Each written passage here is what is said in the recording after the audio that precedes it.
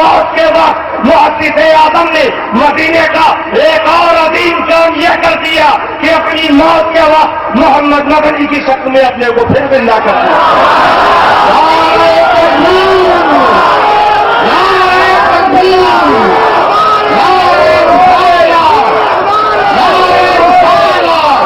حضور شیخ الاسلام، حضور شیخ الاسلام علامہ حسین السیدیہ. سبحان اللہ سبحان اللہ.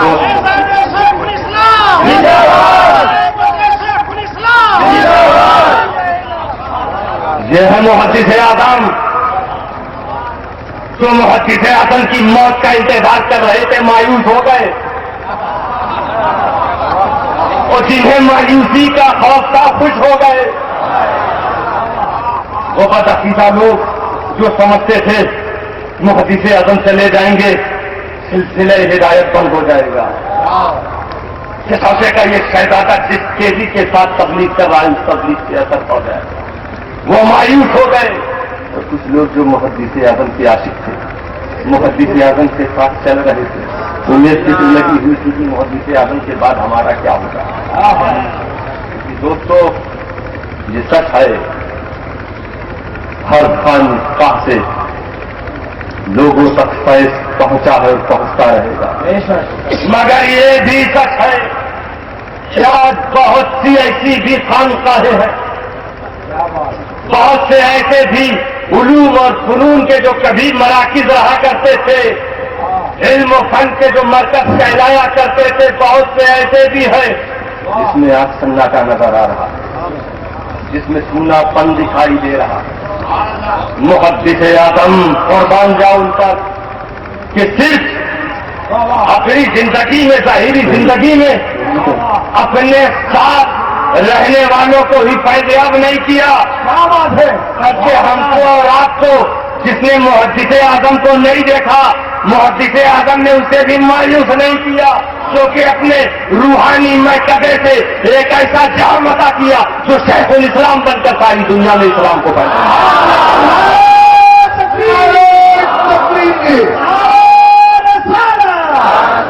حضور شیخ الاسلام محدث اعظم نہیں، نعرہ تکبیر. کون شیخ الاسلام؟ عوام و خواص جنہیں امام حمام کہے. حضور مفتی اعظم جب دیکھے تو شہزادہ کہے. بڑے اعلیٰ حضرات غزالی دورہ جیسا وہ حق ہے انہیں رئیس المحققین کہے. سبحان اللہ. اہل سنت انہیں اپنا آقا کہے، مولا کہے. ہم سب کو ناز ہے اپنے پیر پر. گجراتیوں کو، بنگالیوں کو، ساؤتھ افریقہ اور برطانیہ، ہندوستان کے مختلف صوبے، دنیا کے مختلف ملک کے لوگوں کو جو جس سلسلے سے وابستہ ہوتا ہے اس کو اپنے پیر پر ناز. مگر ہمارا اور تمہارا پیر وہ ہے. ارے مرید کو پیر پر ناز ہو یہ بڑی بات نہیں. شیخ الاسلام کے پیر کو دیکھو، ارے وہ پیر جو روحانیت کا بادشاہ ہو، وہ پیر جو علم و عمل کا تاجدار ہو، متقیوں کا سردار ہو، جس کا نام مختار ہو، وہ کیسا نظر آ رہا ہے. وہ شیخ الاسلام پر، محمد مدنی پر ناز کر رہا ہے اور کہہ رہا ہے حشر کے دن خدا مجھ سے پوچھے گا مختار کیا لائے ہو، تو محمد مدنی کو پیش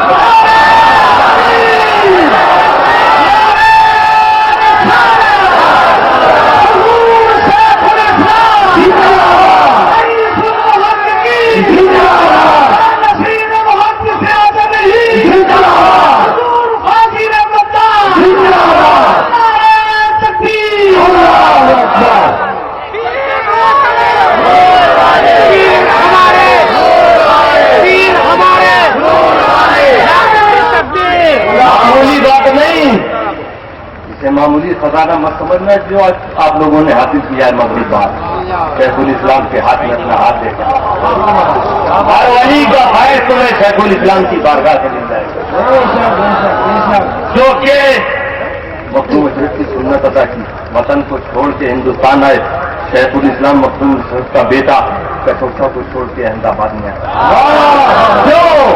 کیونکہ گجرات کے اولیاء نے محمد مدنی شیخ الاسلام کو مخدوم اشرف سے مانگ لیا۔ اولیاء گجرات، علماء گجرات نے دنیا کے جس مشن کو چلایا تھا اس مشن کو آگے بڑھانے کے لیے انہوں نے شیخ الاسلام کو چنا۔ اسی لیے ہم دیکھتے ہیں ولیوں کی بارگاہوں میں اگر شیخ الاسلام کے وسیلے سے دعا کی جائے تو قبول ہو جاتی ہے۔ ارے یہ ولی یہ عارف ان سالکین کی بات نہیں جو خدا کے عشق میں اپنی عقل کو کھو بیٹھے ہیں، ان مجذوبوں کی بات کرو۔ کرناٹک کی دھرتی پر ایک دن ایک مجذوب جو پھرا کرتا تھا، لوگوں سے دور بھاگا کرتا تھا، لوگوں کو ڈانٹا کرتا تھا، آج پتہ نہیں کس مستی میں ہے اور کہہ رہا ہے آج میں بہت خوش ہوں کیونکہ آج ہمارا شیر آ رہا ہے، آج ہمارا بادشاہ آ رہا ہے۔ بات یہی تک نہیں ہے، آؤ ولیوں کے تاجدار سے پوچھو، سلطان الہند سے پوچھو، غریب نواز کی بارگاہ میں آؤ، تمہارے اس مجمع میں دو ایسے آدمی تو وہ موجود ہیں جنہیں میں جانتا ہوں، ایک کاتیا باڑ اور ایک فاروق کا، ان کے جیسے نہ جانے کتنے لوگ ہوں گے۔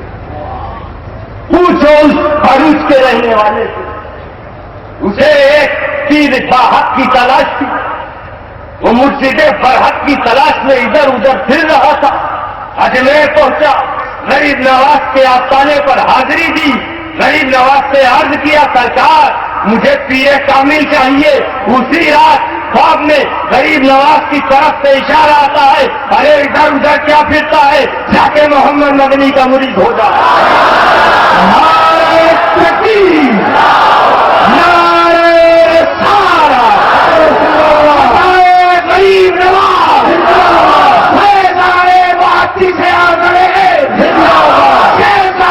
مخدوم سرگانی عرفان بہتی سے آگے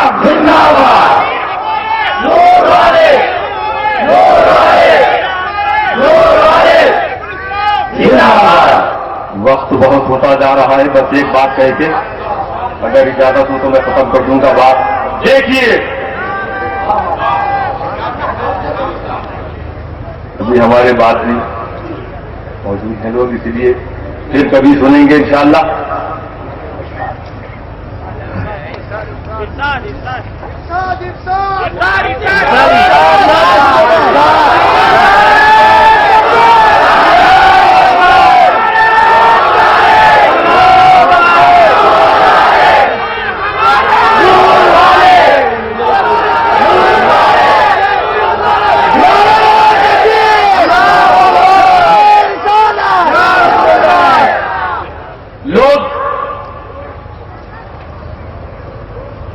اپنے وطن کی خدمت کرنے والوں کو بھولنا نہیں چاہتے۔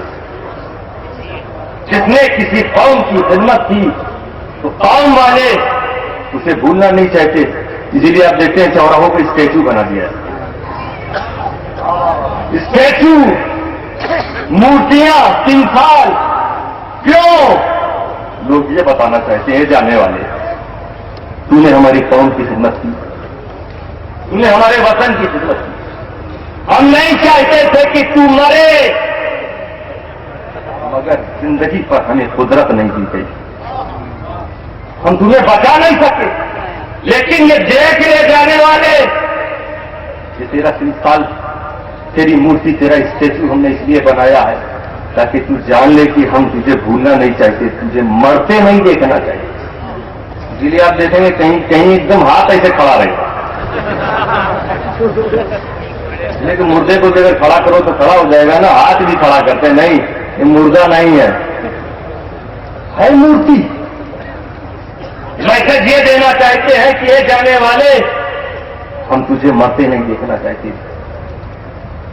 مگر زندگی اور موت پر انہیں قدرت ہے۔ تو جب قوم کی خدمت کرنے والوں کے جذبات یہ، وطن کی خدمت کرنے والوں کے بارے میں، وطن کے رہنے والوں کی اچھا اور خواہش اور جذبات یہ، بلا تمثیل خدا تو بہت بلند ہو بالا، شان تو بہت اونچی، وطن کی راہ میں قربانی دینے والوں کی یہ سوچ، خدا کی سوچ، خدا اپنی شان قدرت کے مطابق رب کے کریم بہت بلند و بالا، وہ بھی اپنی راہ میں قربانی دینے والوں کو مٹانا نہیں چاہتا، وہ بھی نہیں چاہتا کہ میری راہ میں قربانی دینے والے مریں۔ خدا اپنی راہ میں قربانی دینے والوں کو مرتے نہیں دیکھنے چاہتا، مگر یہ خدا کی وہ ذات ہے جو زندگی اور موت پر قدرت بھی رکھتی ہے، اسی لیے اس نے اعلان کر دیا کہ میری راہ میں قربانی دینے والوں کو مردہ مت سمجھو، بلایا بلکہ وہ زندہ۔ اب وہ زندگی کیسے حدیث پاک میں دیکھو، اس حدیث کے ٹکڑے کے ساتھ کتاب کو ختم کروں گا۔ مثل الذی یذکر ربہ والذی لا یذکر ربہ مثل الحی والمیت،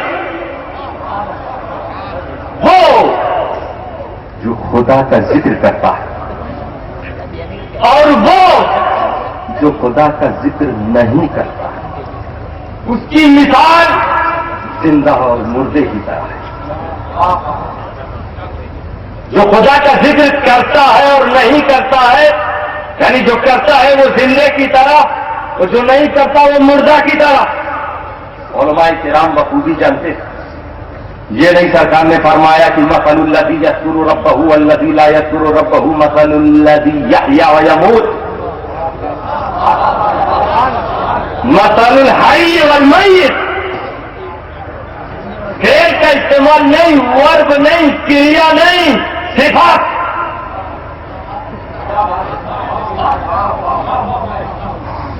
خدا کا ذاکر اور جو خدا سے غافل ہو، صفت کا زیادہ استعمال حی اور میت۔ یحییٰ یموت نہیں کہا کیونکہ یحییٰ اور یموت میں زمانہ پایا جاتا ہے۔ یحییٰ کے ساتھ کسی کی زندگی بتاؤ گے تو کسی ایک زمانے میں زندگی ہوگی، اور جب کسی کی زندگی حی کے ساتھ کہی جائے تو مطلب ہمیشہ زندہ۔ تو جو خدا کا ذکر کرتا ہے وہ ہمیشہ زندہ، جو خدا کے ذکر سے غافل وہ ہمیشہ مردہ۔ یعنی دھرتی پہ چلنے والے کو، حرکت کرنے والے کو زندہ مت سمجھو۔ بازاروں میں گھوم رہا ہے، جو کھیل رہا ہے، دوڑ رہا ہے، کھا رہا ہے، پی رہا ہے، مگر اس حدیث کی روشنی میں اگر وہ خدا سے غافل ہے، اگرچہ اس کی سانس چل رہی ہو، وہ مردہ، اپنی زندگی میں ہی مردہ۔ اور وہ جس نے زندگی بھر خدا کا ذکر کیا، اب وہ ہمیشہ کے لیے زندہ۔ جب ظاہری حیات کے ساتھ دھرتی پر موجود تھا تب زندہ، اور جب تم قبر میں اس کو لٹا کر اس پر مٹی ڈال رہے ہو تب بھی وہ زندہ۔ نعرہ تکبیر، نعرہ رسالہ، فیضان حضور مہدی سے آزر ہے۔ میں بات کو پوری کرنا چاہوں گا۔ زندگی کے ساتھ کی زندگی اور موت کی پہچان کیا ہے؟ ہم کسے زندہ کہہ سکتے ہیں، کسے مردہ؟ عام طور پر ایک مثال سے سمجھ لو کہ جو خود اپنی یا دوسروں کی مدد کر سکے وہ زندہ کہلاتا ہے، اور جو اپنی مدد نہ کر سکے دوسرے کی کیا کرے گا؟ بہرحال اگر اپنی ہی مدد کر لے تب بھی زندہ۔ اگر کسی بس میں چند مسافر جا رہے ہو، ایکسیڈنٹ ہو جائے، کچھ اسی وقت اس پاٹ پر ڈیتھ ہو جائے ان کی،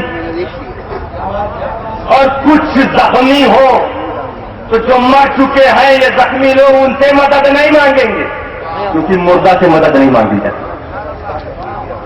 باہر اگر کوئی آ رہا جا رہا تو اسی کو پکاریں گے، کیونکہ دیکھ رہے ہیں وہ چلنے والا زندہ۔ تو زندہ کی پہچان کہ وہ مدد کر سکتا ہے، مردہ کون؟ جو مدد نہ کر سکے۔ اگر ایک لاش کسی پہاڑ کے سامنے پڑی ہوئی ہو، پہاڑ کے پتھر لڑک کے آ رہے ہو، تو وہ لاش، وہ مردہ آدمی اپنے کو بچا نہ سکے گا کیونکہ مردہ ہی نہیں۔ چیز کوے آ کے اسے نوچیں گے، اپنے کو بچا نہ سکے گا کیونکہ مردہ۔ یہی مثال ہے، خدا کا ذکر کرنے والا ہمیشہ زندہ، خدا کے ذکر سے جو غافل ہے وہ ہمیشہ مردہ۔ دنیا دیکھ رہی ہے کہ دھرتی پر چلنے والے یہ پریشان نظر آ رہے، مصیبتوں کے پہاڑ ان پر ٹوٹ رہے ہیں، یہ اپنی ہیلپ نہیں کر پا رہے، اپنے کو بچا نہیں پا رہے ہیں، बदअकीदगी और गुमराहियत के चील कौवे इन्हें नोच रहे हैं, मगर अपने को ये बचा नहीं पा रहे हैं। और एक वो है जो कि शौचा की धरती पर कब्र के अंदर लेटा हुआ है, गुजरात में से पुकार के कोई आवाज देता है, मौके से आकर मुझे बचाओ, वहीं से उसकी परेशानियों को टाल देते। नारे तकबीर, नारे रिसालत, फासिले बरकत, नसीर मुहद्दिस आज़म हिंद। फकुरूनी यज़कुरकुम, ए बंदो तुम मेरा जिक्र करो अपनी जिंदगी में, मैं तुम्हें हमेशा के लिए जिंदा कर दूंगा। वाखिर दावाना